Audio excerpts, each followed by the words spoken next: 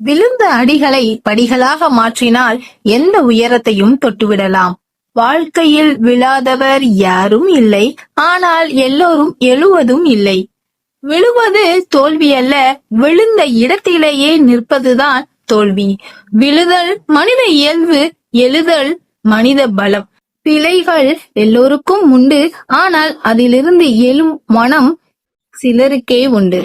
ஒவ்வொரு விழுதலும் ஒரு பாடம். வழித்தரும் அனுபவங்கள் வழிகாட்டும் பாடங்களாக மாறும்.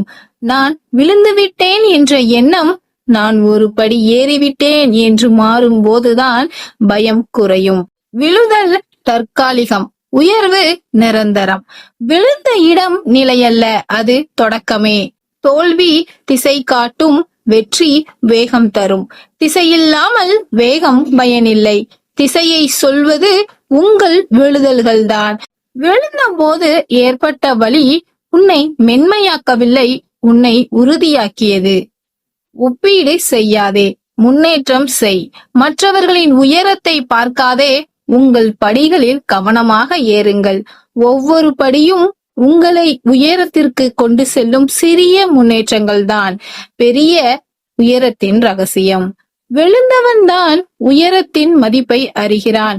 எளிதாக கிடைத்த வெற்றி ஆழமாக பதியாது.